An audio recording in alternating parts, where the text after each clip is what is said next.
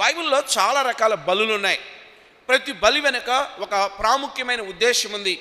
ఈ బలులన్నీ కూడా ఏ బలి ఏ అర్పణ గురించి చెప్పినా అది ప్రభువైన యేసుక్రీస్తు వారు నీ కొరకు నా కొరకు చేయబడే ఆ గొప్ప యాగమును గురించి తెలియజేయడానికి ఇశ్రాయేలీయులకి దేవుడు అనుక్షణం బోధ చేస్తూ ఉన్నట్టుగా మనం చూడవచ్చు. అంటే పాత నిబంధనలో ఉన్న ఏ పండగ అయినా, ఏ బలి అయినా, ఏ అర్పణ అయినా దానికి మూలం యేసుక్రీస్తు వారు.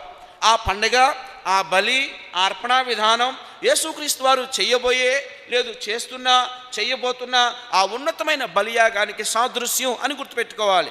జనరల్గా పాత నిబంధనలో బలులు ఎలా ఉన్నాయంటే బర్న్ట్ ఆఫరింగ్స్, అంటే దహన బలులు అని చెప్పబడింది. ఈ దహన బలుల కోసం ఆ రోజుల్లో ఏం చేసేవాళ్ళంటే మందిరం బయట అమ్ముతున్న ఒక గువ్వనో, ఒక పావురాన్నో, ఒక మేకనో, ఒక గొర్రెనో, ఒక ఎద్దునో తీసుకొని వచ్చి దానిని దహన బలిగా అర్పించేటటువంటి వారు. రెండవ బలి ఉంది ఏంటంటే గ్రెయిన్ ఆఫరింగ్స్ అని, అంటే ధాన్యపు అర్పణలు. ఆ రోజుల్లో ఏం చేసేవాళ్ళంటే హార్వెస్ట్ ఫెస్టివల్స్ అని ఉండేవి. అంటే పండగ, అంటే వాళ్ళ కోతకాలపు పండగలు ఉండేవి.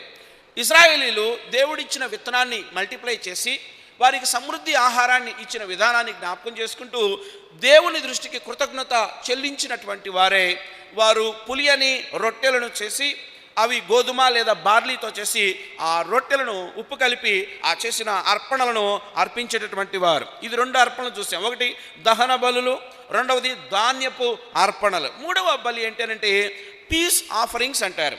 పీస్ ఆఫరింగ్స్ అంటే సమాధాన బలులు అని చెప్పొచ్చు. ఎవరితో అయినా సమాధానం పోగొట్టుకున్నప్పుడు, ఎవరితో అయినా గొడవ జరిగినప్పుడు, ఎవరి వలనైనా కొంత డిస్టర్బెన్స్ వచ్చినప్పుడు పోగొట్టుకున్న సమాధానం తిరిగి వచ్చులాగన నీకు ఎవరితో గొడవ ఉందో ఆ వ్యక్తి నువ్వు భోజనానికి ఇంటికి పిలవాలి. ఏమంటే ఇది తేలికైందా కష్టమైందా? చాలా తేలికైంది, చాలా కష్టమైంది. ఎందుకో తెలుసా? ఎవరినైనా పిలుస్తాం కానీ మనల్ని బాధ పెట్టినోడిని మనం పిలిచి పైగా ఆతిథ్యం కూడా ఇవ్వాలంట. సో అంటే నాకు ఎవరితో గొడవ ఉందో, ఎవరితో భేదం ఉందో ఆ వ్యక్తిని నేను పిలిచి మరలా ఆ సమాధానాన్ని, పోయిన సమాధానాన్ని తిరిగి మరలా పునరుద్ధరింప చేసుకునే నిమిత్తమే సమాధాన బలులు అర్పించేవాళ్ళు. అంటే ఆ వధించిన జంతువుని వాళ్ళు భోజనం చేసుకుని ఇద్దరు ఎవరైతే గొడవ పడ్డారో వాళ్ళిద్దరూ ఆ పశువుని తినేసేయాలి. పూర్తిగా ఆ కుటుంబాలు ఈ కుటుంబాలు కలిసి తినాలి. అది సమాధాన బలులుగా చెప్పబడ్డాయి. నాలుగవదిగా సిన్ ఆఫరింగ్స్, అంటే పాప పరిహారార్థ బలి. అంటే ఇప్పుడు మనం చెప్పుకున్న ఇది ఇశ్రాయేలీల సర్వ సమాజం, లేకపోతే ఇశ్రాయేలీలు వారు తాము చేసిన పాపపు స్థితిని జ్ఞాపకం చేసుకుంటూ వారు ఒక జంతువును తీసుకొని దాన్ని నెత్తి మీద చేయబెట్టి మా పాపం దీని మీదకి వచ్చునుగాక అని చెప్పి తమ పాపములకు ప్రతిగా ఆ యొక్క పాప పరిహారార్థ బలి అర్పించినట్లుగా చూస్తున్నాం. ఇప్పటికి 4 బలులు చూసాం. ఐదవది ట్రెస్పాస్ ఆఫరింగ్స్ అంటారు. అతిక్రమ బలులు, అంటే ఏదైనా ఒక విషయంలో వ్యక్తిగతంగా తప్పిపోయినప్పుడు పర్సనల్గా దేవుని దగ్గరికి వెళ్ళి క్షమాపణ అడిగి ఆ అతిక్రమం నుండి పక్కకు రావడానికి చేసేటువంటి ఇలా బైబిల్లో చాలా బలులు ఉన్నాయి. అందులో అసలు బలి యొక్క ఉద్దేశం ఏంటో కూడా చూద్దాం.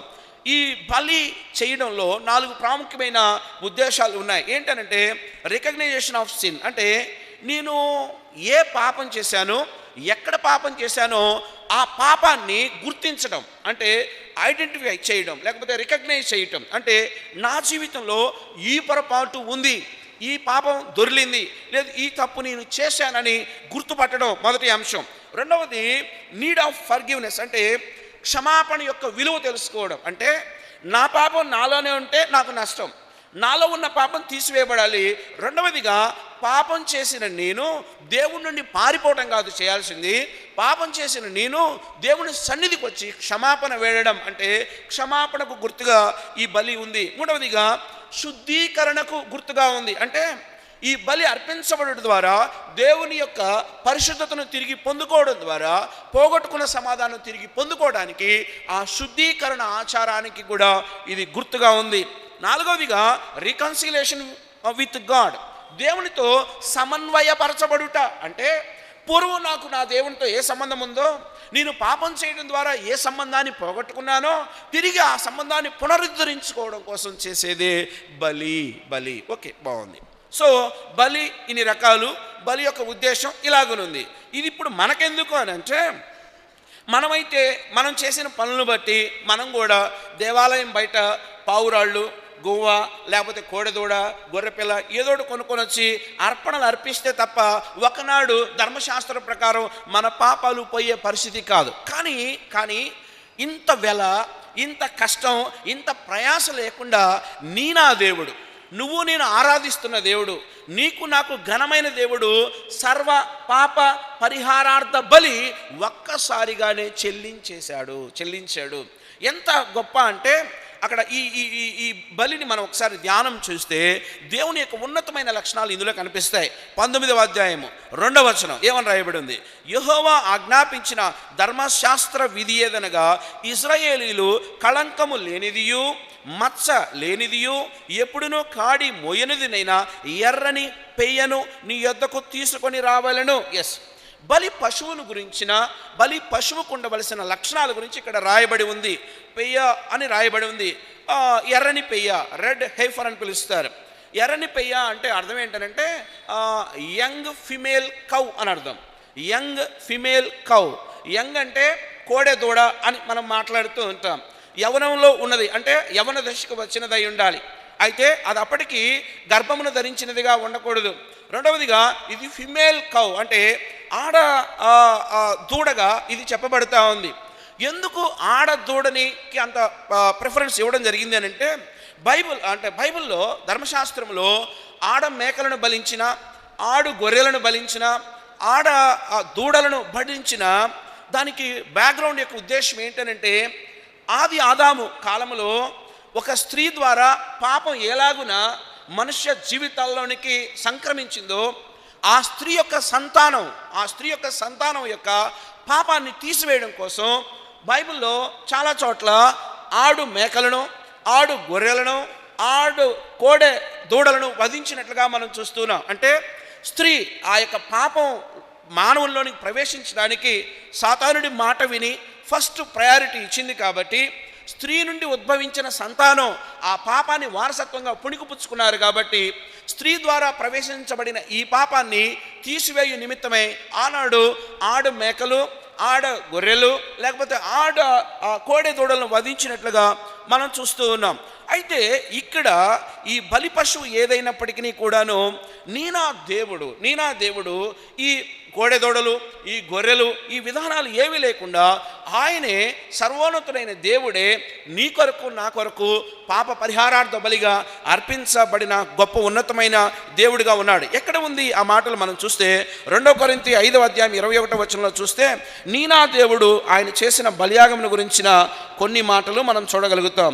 అపోస్తలుడైన పౌలు కొరింథీయులకు రాసినటువంటి 2వ పత్రిక, అపోస్తలుడైన పౌలు కొరింథీయులకు రాసిన 2వ పత్రిక 5వ అధ్యాయము 21వ వచనాన్ని చదువుదాం. ఏమని రాయబడి ఉంది?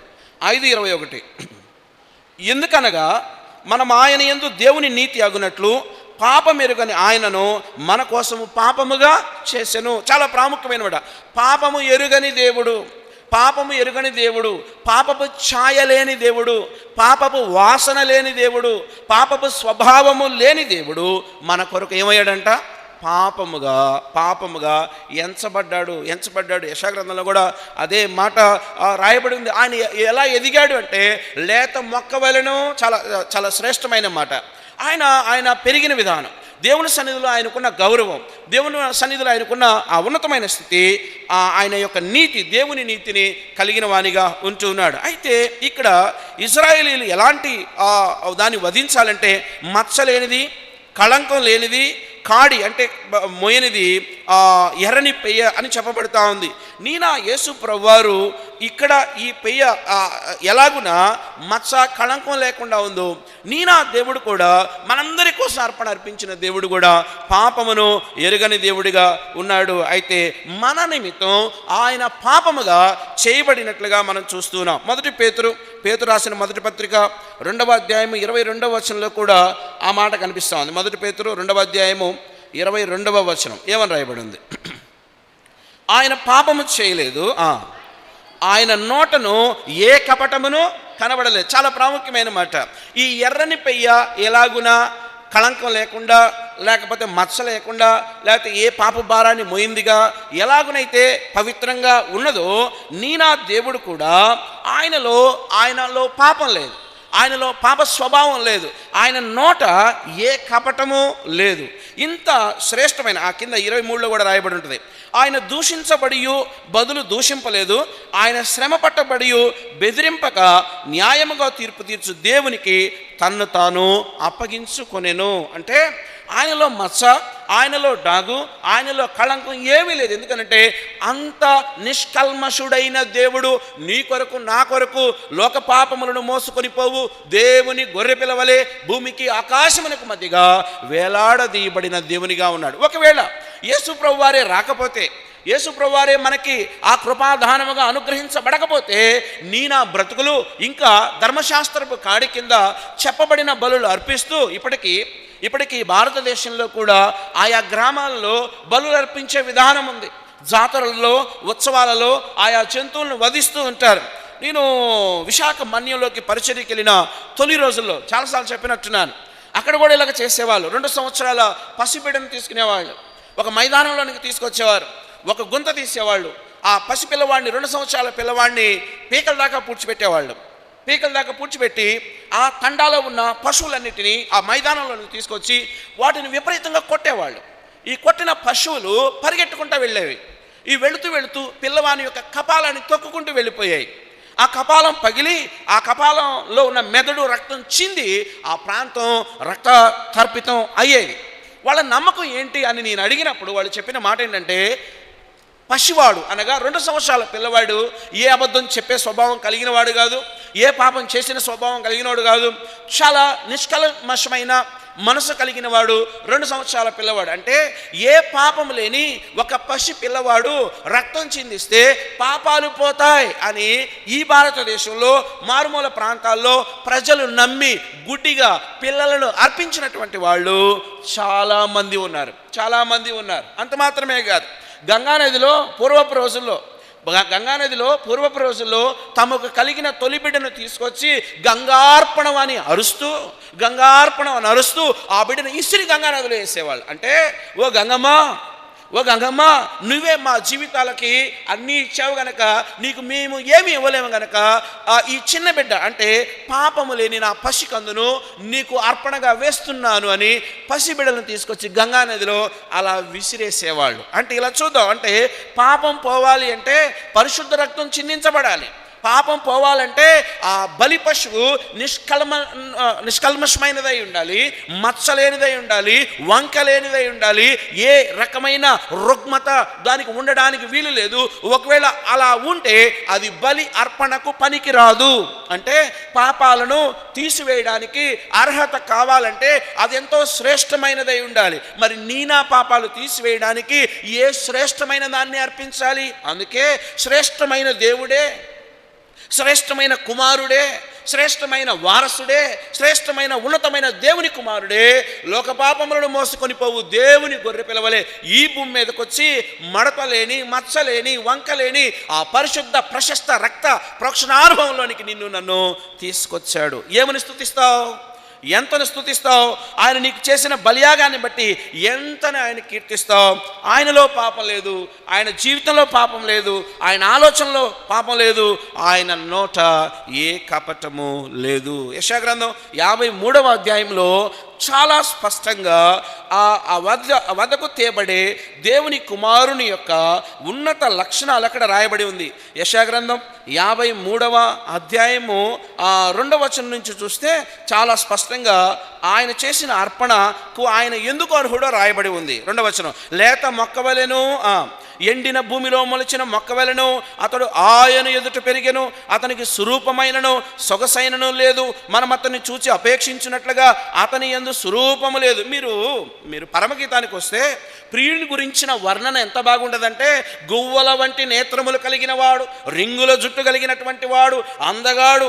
ఇంకా ఆయన వర్ణన చాలా ఉన్నతంగా ఉంటుంది. అంటే దేవుని కుమారుని యొక్క వర్ణన ఎంతో ఉన్నతమైన స్వారూప్యం, ఉన్నతమైన దేహదారుఢ్యం, ఉన్నతమైన కన్నులు కలిగిన వాడు, ఆ యొక్క స్వారూప్యం కలిగిన వాడు నీ కొరకు నా కొరకు ఏమయ్యాడంటే స్వరూపము లేదు అంటే ఆయనలో చూడడానికి అపేక్షించగలిగిన ఆకృతి లేకుండా పోయింది, లేదనా ఉంది, కానీ నీ కొరకు నా కొరకు పోగొట్టుకున్నాడు.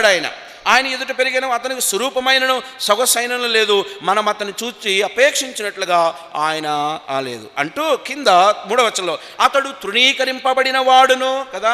నీ కొరకు నేను తృణీకరించబడాలి. పాపం చేసిన మన బ్రతుకులు తృణీకరించబడాలి. మనం సర్వ సమాజంలో రావడానికి వీల్లేదు, దేవుని మందిరంలో అడుగు పెట్టడానికి వీల్లేదు, దేవుని స్తుతించ వీలు లేదు. ఒకవేళ అలాగనే దేవుని మందిరంలో అడుగు పెట్టాలంటే ఏదో ఒక బలి జరిగి తీరాలి, రక్తం చిందించబడాలి, అర్పణ అర్పించబడాలి, పాపానికి క్షమాపణ పొంది ఉండాలి. అయితే నా దేవుడు నీ కొరకు నా కొరకు చేసిన బలియాగం ఎంత ఉన్నతమైనది. ఆయన తృణీకరింపబడిన వాడును, ఆయన మనుష్యుల వలన ఏం చెప్పబడంట విసర్జింపబడిన వాడును, వ్యసనాక్రాంతుడు అనే మాట చాలా నీచమైన మాట. వ్యసనాక్రాంతుడు కదా, తాగి చచ్చేవాడిని ఏమంటాం, లేదు ఇంకో దానికి వ్యసనమైన వాడు వ్యసన పరుడు అంటాం. అంటే అర్థమైందంటే బానిస. వ్యసనపరుడు అంటే బానిస. తాను ఏ వ్యసనాన్ని కొనసాగిస్తున్నాడో ఆ వ్యసనానికి తాను బానిస. అంటే బానిస అయిన వానికి విడుదల ఎక్కడి నుంచి వస్తుంది? పాపానికి దాసుడై పాపాన్ని తింటూ పాపాన్ని తాగుతూ పాపంలో తిరిగే ఈ మానవుణ్ణి ఆ బానిసత్వం నుండి ఎవరు విడిపించగలరు? అంటే నిన్ను నన్ను విడిపించడానికి ఆయన తృణీకరించబడ్డాడు, నిన్ను నన్ను విడిపించడానికి ఆయన విసర్జించబడ్డాడు, నిన్ను నన్ను విడిపించడానికి ఆయన వ్యసనాక్రాంతుడిగా ఎంచబడ్డాడు, నిన్ను నన్ను తృణీకరించడానికి ఆయన ఎన్నిక లేని వానిగా ఉన్నాడు. అది ఆయన చేసిన ఉన్నతమైన బలియాగం. కింద యెషయా గ్రంథం 53:10 ఒక మాట ఉంటుంది. ఏమని రాయబడింది? యెషయా గ్రంథం 53వ అధ్యాయము 10వ వచనం. అతన్ని నలుగొట్టుటకు యెహోవాకు ఇష్టమాయను. అంటే సర్వ మానవులను వారి పాపం నుండి రక్షించడానికి తన ప్రియ కుమారుడైన, అంటే సమస్తమునకు వారసుడైన, సమస్త నిర్మాణకుడైనటువంటి ఆయన కుమారుణ్ణి ఆయన ఇవ్వడానికి తండ్రి ఇష్టపడ్డాడు. అంతేనా? ఆయన అతనికి వ్యాధి కలుగజేసెను. అతడు తన్ను తానే అపరాధ పరిహారార్థ బలి చేయగా ఏం చేశాడంటండి? ఎవరి అపరాధం? ఏ పాపం లేనోళ్ళు అపరాధం ఏముంటుంది? అబద్ధం చెప్పనోళ్ళు అపరాధం ఏముంటుంది? ఆలోచనలు మంచి ఆలోచన కలిగిన వానిలో అపరాధం ఏముంటుంది? ఏమి ఎంచగలో, ఏ నేరారోపణ చేయగలో, ఏ తప్పును అదే తప్పులు మనలో వెతకడం స్టార్ట్ చేస్తే, అదే తప్పులు బహుశా ఒకవేళ డిజిట్ కూడా సరిపోదేమో, అంటే సంఖ్య అంత పెద్దది వస్తుందేమో. కానీ నా దేవుడు ఇదంతా ఎందుకు చేశాడంటే మన అపరాధముల నిమిత్తమైన పాప పరిహారార్థ బలిగా ఆయన అర్పించాడు. సో ఈ ఎర్రని పెయ్యను అర్పించే విషయంలో ఒక ఎర్రని పెయ్యనే కాదు, ఆ అర్పణలు ఇంకోటి కూడా యాడ్ చేయాలి. ఏమని రాయబడి ఉంది? 6వ వచనం చూద్దాం. మరలా మూలవాక్యంలోకి వద్దాం. సంఖ్యాకాండం 19వ అధ్యాయము 6వ వచనంలో ఎర్రని పెయ్యను అర్పించడం వరకు ఓకే, కానీ ఈ ఎర్రని పెయ్యను దహన బలిగా అర్పిస్తూ 3 యాడ్ చేయాలి, 3 వస్తువులను యాడ్ చేయాలి. ఏంటి? 6వ వచనం ఏమని రాయబడింది? మరియు ఆ యాజకుడు ఏం చేయాలంట? దేవదారు కర్రను, రెండవది హిస్సోపును, మూడవది రక్త వర్తపు నూలును కూడా ఏం చేయాలంట? తీసుకొని ఆ పెయ్యను కాల్చుతున్న అగ్నిలో వాటిని వేయవలను. ఏమండి, ఎర్రని పెయ్యను బలి అర్పించడం అంటే ఓకే, నిష్కల్మషమైన మచ్చ లేని ఒక ఉన్నతమైన దాన్ని అర్పించడం. ఆడ పెయ్యని ఎందుకు అర్పించాలంటే స్త్రీ నుండి పాపం లోకంలోనికి వచ్చింది కాబట్టి, ఈ స్త్రీ సంతానం అంతా ఆ పాపానికి దాసులయ్యారు కాబట్టి దానికి సింబాలిక్గా ఓకే. మరి ఈ 3 దేని సూచనగా ఉన్నాయి? ఒకటి దేవదారు కర్ర, 2 హిస్సోపు, 3 రక్తవర్ణపు నూలు. ఈ 3 చాలా దేవుని యొక్క ఉన్నతమైన లక్షణాలకు గుర్తు. ఏంటో చెప్పి మనం ఆరాధనలోనికి వెళ్దాం. మొదటిది దేవదారు మ్రాను అనేది ఎందుకు ఆ బలిలో వేస్తున్నారు అంటే, దేవదారు మ్రాను దేనికి గుర్తుగా ఉందంటే, ఆ సర్వోన్నతుడైన దేవుడు మ్రానుపై మనకు అనుగ్రహించే రక్షణకు గుర్తుగా ఉంది. ఈ దేవదారు మ్రాను దేని గుర్తంటే, యేసుక్రీస్తు వారు నీ కొరకు నా కొరకు భూమికి ఆకాశమునకు మధ్యగా వేలాడదీయబడే కదా ఆ మ్రానుపై వేలాడువాడు శాపగ్రస్తుడు అని ఉంది బైబిల్లో. మ్రానుపై వేలాడువాడు శాపగ్రస్తుడు అంటే నీ కొరకు నా కొరకు ఆ నిలువ అడ్డ కొయ్యల మీద వేలాడి నిలువ అడ్డ కొయ్యల మీద వేలాడి ఆయన శాపగ్రాహి ఆయను, అంటే నీ నా శాపములను ఆయన తీసుకున్నాడు, నీ మీద నా మీదకు రావాల్సిన ఉగ్రతను ఆయన తీసుకున్నాడు. ఆయన మ్రానుపై వేలాడడానికి ఇష్టపడ్డాడు. ఈ దేవదారు మ్రాను అనేది దేనికి తెలియజేస్తుందంటే ఆయన మన రక్షకుడని, ఆయన మన ఆశ్రయదుర్గమని, ఆయనే మన బలం అని తెలియజేస్తా ఉంది. ఎక్కడుంది? యెషయా గ్రంథం 12వ అధ్యాయం 2వ వచనం ఏమని రాయబడింది? యెషయా గ్రంథం 12వ అధ్యాయం 2వ వచనం ఏమని రాయబడింది? యెషయా గ్రంథం 12వ అధ్యాయము 2వ వచనం.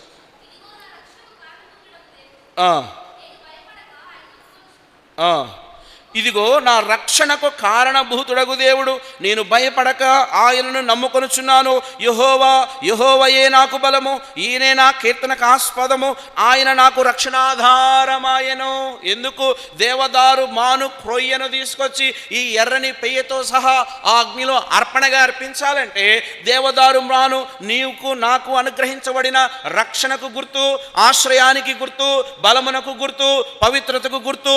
ఇంత సింబాలిక్గా ఉన్న ఈ రక్షణకు ఆధారమైనటువంటి ఈ కొయ్యని అందులో వేయడంలో ఉద్దేశం ఏంటంటే నీ నా రక్షకుడు మన ప్రభువు అని ఉంది. అందుకే ఆ యెషయా గ్రంథం ఆ మాటలో చాలా స్పష్టంగా ఉంది. ఇదిగో నా రక్షణకు కారణభూతుడగు దేవుడు ఆయనే. ఈ ఉదయకాల సమయంలో ఈ దేవదారు కర్ర ఆ మంటలో వేయబడంలో ఉద్దేశం ఏంటంటే నా రక్షణకు ఆధారభూతుడై ఉన్న దేవా నీకు వందనాలు అని చెప్పడం. అంతేకాదు యెహోవాయే నాకు బలం. దేవదారు మ్రానులు ఆనాడు దేవాలయం కట్టించడానికి ఎందుకు స్ట్రాంగ్ బలం, ఆయనే నా బలం. అదే రక్షణ. ఆ దేవదారు మ్రానును ఎందుకు ఆయా మందిరాలు కట్టడానికి వాడారంటే అది బలం, అది ఆశ్రయం, అది రక్షణకు గుర్తు. ఓకే, మొదటి అంశం దొరికింది. ఒకటి, దేవదారు కర్రను ఎందుకు వేశారంటే ఆయనే నా రక్షకుడు, ఆయనే నా బలం, ఆయనే నా కీర్తన లేదు నా అతిశయం. ఓకే, రెండో మాటకి వెళ్దాం. రెండవది హిస్సోపును కూడా. హిస్సోపు అనేది ఒక మొక్క. హిస్సోపు అనేది ఒక మొక్క. ఆ మొక్కని ఆ రోజుల్లో ఎందుకు వాడారంటే చాలా రకాలుగా వాడారు. ఆ హిస్సోపు అనే ఆ మొక్క నుండి ఆ రోజుల్లో కుష్టు వచ్చినప్పుడు ఆ హిస్సోపు నుండి తీయబడినటువంటి ఆ రసముతో కుష్ఠరోగానికి ముందుగా స్వస్థత నిమిత్తమై వాడేవారు. అంతేకాదు హిస్సోపుతో నన్ను కడుగు అంటే శుద్ధి చేయడానికి, వాష్ చేయడానికి, ప్రతి మచ్చ నుండి డాగు నుండి కడగడానికి హిస్సోపుని ఒక సోప్ లేకపోతే ఒక మందుగా వాడినట్లుగా మనం చూస్తున్నాం. అవును, నీ నా పాపాలు అంత తేలిగ్గా పోయేవి కావు, ఎందుకంటే అంత బలంగా లోపలికి తీసుకున్నాం కాబట్టి. నీ నా పాపాలు, నీ నా మచ్చ, నీ నా డాగు అంత తేలిగ్గా పోదు గనక ఆయన మనకి మన స్వస్థతను అనుగ్రహించిన దేవుడిగా, యెహోవా రాఫాగా. కీర్తనల గ్రంథం 147వ అధ్యాయం 3వ వచనం ఏమని రాయబడింది? కీర్తన గ్రంథం 147వ అధ్యాయము 3వ వచనం ఏమని రాయబడింది? యెహోవా రాఫా. ఎందుకు? ఆయన మనకి స్వస్థతనిచ్చేవాడు. కీర్తనల గ్రంథం 147వ అధ్యాయము 3వ వచనం. కీర్తన గ్రంథం 147వ అధ్యాయం 3వ వచనం. గుండె చెదిరిన వారిని ఆయన బాగు చేయవాడు, గుండె చెదిరిన వారిని ఆయన బాగు చేయవాడు, వారి గాయములను ఏంటంటే ఆయన కట్టేవాడు. అంటే నాకు స్వస్థతనిచ్చేవాడు, నన్ను సంరక్షించేటటువంటి వాడు. ఆయన నాకు హిస్సోపు లాంటి వాడు. తన పరిశుద్ధ రక్తాన్ని చిందించడం ద్వారా నా పాపములను కడిగినటువంటి వాడు. నా ఆత్మీయ నాకు ఆత్మీయ కుష్ఠరోగం ఉంది. ఏంటనంటే ఆత్మీయతలో దిగజారుడుతనం నాకుంది, ఆత్మీయతలో వృద్ధి చెందలేని స్థితి ఉంది, ఆత్మీయ స్థితిలో బద్ధకం ఉంది. నాకు ప్రార్థన చేయలేను, వాక్యం చదవలేను, ఆత్మీయ విషయాల్లో సోమరోణ్ణి. ఉద్యోగానికైతే ఎన్నైనా చేస్తా, గవర్నమెంట్ వారికి రాసిస్తా, సదా మీ సేవలో 8 గంటలు పోయి ఆ తమ్ము మొఖం తీసుకెళ్ళి మిషన్లో పెట్టడానికి ఇష్టపడతాను, కానీ టయానికి మందిరానికే రాను. అంటే నా ఆత్మీయ రుగ్మతలు, నా ఆత్మీయ వికృత చేష్టలు నిజంగా చాలా భయంకరమైనవి. అయితే ఆయన నాకు స్వస్థతనిచ్చే దేవుడిగా. కీర్తనల గ్రంథం 103వ అధ్యాయం 2-3 వచనాలు ఏమని రాయబడింది? కీర్తనల గ్రంథం 103వ అధ్యాయము 2-3 వచనాలు ఏమని రాయబడింది?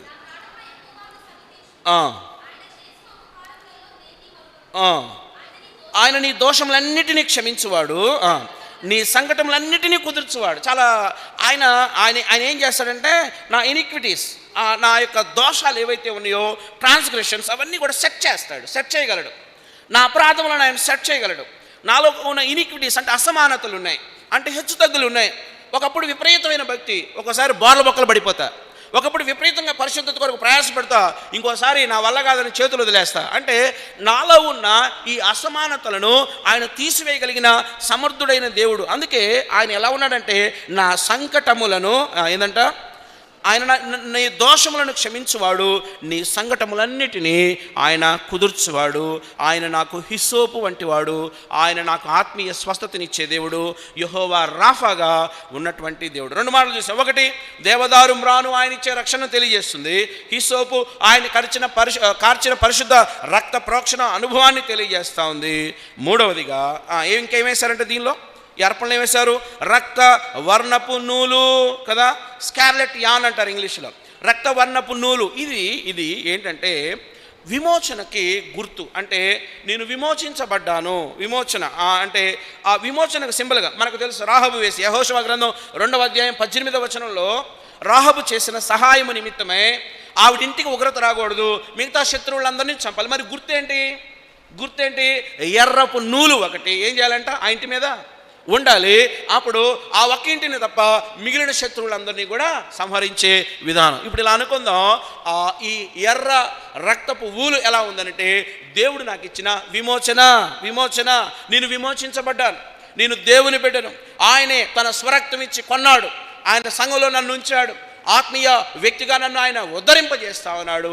ఆ ఎర్రని నూలు నా రక్షణకు, నా యొక్క నేను చేయబడిన ఆ పవిత్రత లేకపోతే ఆ శుద్ధీకరణకు గుర్తుగా ఉంది. హెబ్రీలకు రాసిన పత్రిక 9వ అధ్యాయం 14వ వచనం ఏమని రాయబడింది?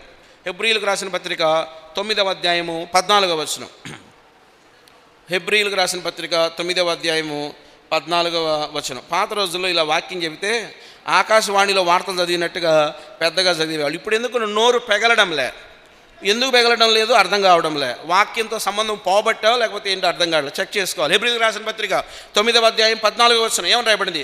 నిత్యుడగు ఆత్మ ద్వారా తన్ను తాను దేవునికి నిర్దోషినిగా అర్పించుకున్న క్రీస్తు యొక్క రక్తము నిర్జీవ క్రియలను విడిచి జీవము గల దేవుని సేవించుటకు మీ మనస్సాక్షిని ఎంతో ఎక్కువగా శుద్ధి చేయును. యేసుక్రీస్తు వారు నన్ను శుద్ధి చేశాడు, నన్ను విమోచించాడు, నన్ను వేరు చేశాడు, సమాజం నుండి వేరు చేశాడు, లోకం నుండి వేరు చేశాడు, పాపం నుండి వేరు చేశాడు, నన్ను స్పెషల్గా ఉంచాడు, నన్ను ప్రత్యేకించిన జనాంగంలో ఉంచాడు, ప్రత్యేకమైన ఆరాధనా జనాంగంలో ఉంచాడు. ఈరోజు నేను ఆరాధించబద్ధుడనై ఉంటున్నాను. ప్రియులరా, 3 ప్రాముఖ్యమైనవి ఎర్రని పెయితో కూడా ఆ బలులు అర్పించబడ్డాయి. 1 దేవదారు కర్ర, 2 హిస్సోపు, 3 రక్తవర్ణ పువ్వులు. దేవదారు కర్ర మనకు ఇవ్వబడిన రక్షణకు గుర్తు, మన ఆశ్రయం ఆయన, మన బలం ఆయన అని తెలియజేస్తా ఉంది. 2వది హిస్సోపు, ఆయన మన ఆత్మీయ కుష్టును తీసివేసిన వానిగా, మనకున్న ఆత్మీయ రుగ్మతుల నుండి బయటికి తెచ్చిన వానిగా ఉన్నాడు, యెహోవా రాఫాగా ఉన్నాడు. 3వదిగా ఆయన రక్తవర్ణ పువ్వులు, అంటే ఆయన స్వరక్తం ఇచ్చి కొని ఆయన సంఘంలో నుంచి నాకు విమోచన దయచేసిన నా బంగారు తండ్రికి నేనేమిచ్చి రుణం తీర్చుకొనగలను? ఏమి ఇవ్వలేను గనక నా రక్షణ పాత్రను చేయబోని ఈ కొద్ది స్తుతి ఆరాధన ఆయన సన్నిధిలో ఉంచగలను. ఇదే పాప పరిహారార్థ బలి వెనక దాగి ఉన్న ఉద్దేశం. ఈ దేవుడు నీకు ఎలా అర్థమయ్యాడు? ఈ దేవుడు నీకు ఎంత అర్థమయ్యాడు? ఈ దేవుడిని ఎంత అర్థం చేసుకొని ఆరాధన చేస్తున్నావు? ఆరాధించండి అంటే పాడిందే పాటరా అదేదో దాసుడా అని ఇంటి ముందు వాడు వస్తుంటాడు టింగ్ టింగ్ కొట్టుకుంటా, వాడు ఒకే ముక్క నేర్చుకుంటాడు. ఈ ఒక ముక్క పాడేలోపు ఇంకో ఇల్లు వచ్చింది, మళ్ళీ పాట ఎత్తుకుంటాడు, పక్కింటికి వెళ్ళేలోపు వీడికి 2 ముక్కలు తప్ప ఇంకేయరు. ఆరాధన అంటే అలవోకగా చెప్పేది కాదు, అనుభవంతో చేసేది, హృదయపూర్వకంగా చేసేది. కళ్ళు మూసుకుందాం, తలలు వంచుదాం. నా దేవుడు నీ కొరకు నా కొరకు శాపగ్రాహి అయ్యాడు. చూసాం, లేత మొక్క ఎండిన భూమిలో ఉన్నట్టుగా ఆయన స్వరూపమైనను సొగసైన లేక మిగుల అపేక్షించుటకు వీలు లేని వానిగా ఎంచబడ్డాడు. నిజంగా ఆయన అలా ఉన్నాడా? లేదు. ఆయన పరమగీతంలో చెప్పబడినప్పుడు ఆయన సుందరుడు, స్వరూపం కలిగినటువంటి వాడు, నొక్కులు వంటి జుట్టు కలిగినటువంటి వాడు, అంత సౌందర్యము అంటే గువ్వల వంటి నేత్రములు కలిగిన వాడే. కానీ నా దేవుడు నా కొరకు, నా పాపమును తీసివేయడం కొరకు లోక పాపములను మోసుకొని దేవుని గొర్రె పిలవలే అర్పించబడ్డాడు. దేవదారు మ్రాను ఆయన నా బలము, నా ఆశ్రయం తెలియజేస్తుంది. హిస్సోపు ఆయన నాకు అనుగ్రహించిన స్వస్థతను తెలియజేస్తుంది. 3వదిగా ఎర్ర వర్ణపు నూలు నాకు దయచేయబడిన విమోచన, నన్ను ప్రత్యేకించిన విధానం, నన్ను ఎన్నుకున్న విధానాన్ని తెలియజేస్తుంది. ఇంత గొప్పగా నన్ను సంరక్షిస్తున్న బంగారు తండ్రికి ఏమిస్తాం? కళ్ళు మూసుకుందాం, తల్ల వంచుదాం. విన్న వాక్యాన్ని బట్టి ఒక్క మాట అయినా ప్రభువా నీకు వందనాలు, నన్ను ఎన్నుకున్నందుకు వందనాలు, నన్ను వేరు చేసుకున్నందుకు వందనాలు, నీ స్వరక్తం ఇచ్చి కొన్నటి సంఘంలో నన్ను నుంచి నేను స్తుతించుటకు అవకాశం ఇచ్చినందుకు మీకు వందనాలు అని మనం ప్రభుని కొనియాడదాం. తల వంచుదాం. ఒకరి తర్వాత ఒకరు క్లుప్తంగా సమయం పోనివ్వకుండా వాక్యానుసారంగా ఆరాధన చేయడానికి ప్రయత్నం చేద్దాం.